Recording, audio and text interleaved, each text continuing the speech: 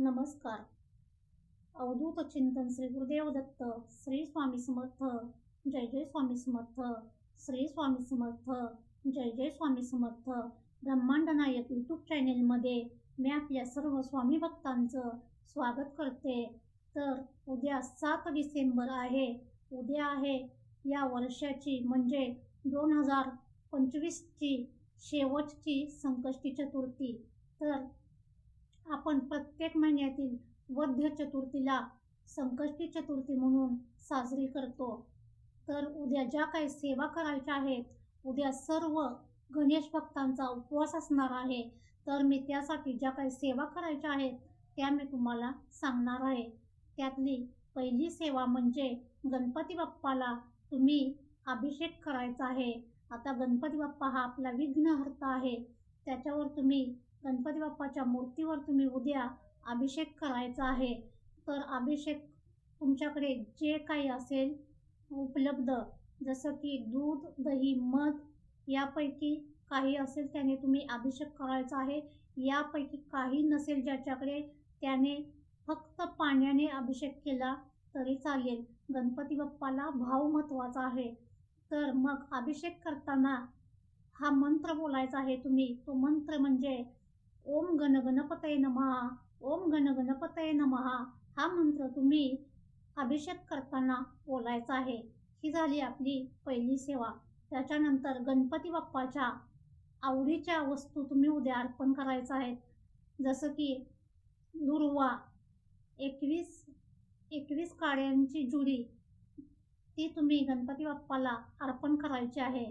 आणि गुळ खोबऱ्याचा नैवेद्य, लाल फूल, जास्वंद असेल तर जास्वंद, नाहीतर तुमच्याकडे जे कोणतंही लाल कलरचं फूल असेल ते तुम्ही गणपती बाप्पाला अर्पण करायचं आहे. गणपती बाप्पाला लाल कलर अतिशय प्रिय आहे, ते तुम्ही अर्पण करायचं आहे. त्याच्यानंतर 21 मोदकाचा नैवेद्य ज्यांना जमेल त्यांनी उद्या 21 मोदकाचा नैवेद्य जरूर गणपती बाप्पाला दाखवावा. त्याच्यानंतर करायच्या ज्या सेवा आहेत त्या मी आता तुम्हाला सांगत आहे. पहिली सेवा म्हणजे गणपती अथर्व शीर्षम. गणपती अथर्व शीर्षम हा सर्वांनी 11 वेळा किंवा 21 वेळा म्हणायचा आहे.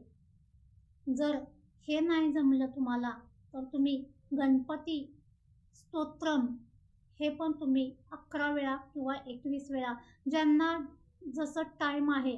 आता ज्यांना भरपूर टाईम असतं त्यांनी 21 वेळा केलं तरी चालेल. ज्यांच्याकडं कमी टाईम आहे त्यांनी 11 वेळा केलं तरी चालेल. पण गणपती स्तोत्रम आणि गणपती अथर्व शीर्षम हे तुम्ही उद्या वाचायचं आहे. ज्यांना वाचायला जमत नसेल त्यांनी यूट्यूबला सर्च करून श्रवण करायचं आहे. त्याच्यानंतर गणपतीचा मंत्र ओम गण गणपतये नमः, ओम गण गणपतये नमः हा तुम्ही उद्या 11 माळी याचा जप करायचा आहे. ज्यांना 11 माळी करायला नसेल जमेत त्यांनी 1 माळ तरी नक्की करा. ओम गण गणपतये नमः हा मंत्र नक्की करा. त्याच्यानंतर या सेवा करून झाल्या की तुम्ही संध्याकाळी गणपती बाप्पाची आरती करून तुम्ही चंद्रोदयाच्या वेळी चंद्राचं दर्शन घ्यायचं आहे. हे प्रत्यक्ष संकष्ट चतुर्थीला चंद्राचं अतिशय महत्त्व आहे. त्यामुळे उद्या चंद्रोदय झाल्यावर तुम्ही सर्वांनी चंद्राचं दर्शन घ्यायचं आहे. त्याच्यानंतर मी तुम्हाला एक उपाय सांगणार आहे. तो उपाय आहे असं, प्रत्येकाच्या जीवनात काही ना काहीतरी अडचणी असतातच, काही ना काही प्रॉब्लेम असतातच, काही ना काही विघ्न असतातच. त्यासाठी गणपती बाप्पा हा विघ्नहर्ता आहे आणि म्हणून मी हा तुम्हाला उपाय सांगणार आहे. तो तुम्ही देवघरासमोर बसून करायचा आहे. त्यासाठी तुम्हाला काय लागणार आहे? खोबऱ्याचा तुकडा घ्यायचा आहे, 2 कापराच्या वड्या आणि तुमच्याकडे जे कापूर जाळायचं भांडं आहे त्याच्यामध्ये हे ठेवून कापूर आणि कापुराच्या 2 वड्या आणि खोबरं त्यात ठेवून हे जाळायचं आहे. आणि हे जाळताना हा मंत्र म्हणायचा आहे. मी सांगत आहे तुम्हाला. ओम श्री विघ्नहर्ताय नमः, ओम श्री विघ्नहर्ताय नमः. हा मंत्र तुम्हाला जोपर्यंत खोबरा आणि कापूर जळत आहे तोपर्यंत हा मंत्र तुम्हाला म्हणायचा आहे. गणपती बाप्पा आपल्या सर्वांच्या आयुष्यातील विघ्न दूर करतील अशी मी प्रार्थना करते. हा अत्यंत प्रभावशाली उपाय आहे, त्यामुळे सर्वांनी हा उपाय करायचा आहे. प्रत्येकाची काही ना काही अडचण असतेच. हे झाल्यानंतर तुम्ही आपलं उपवास सोडायचा आहे.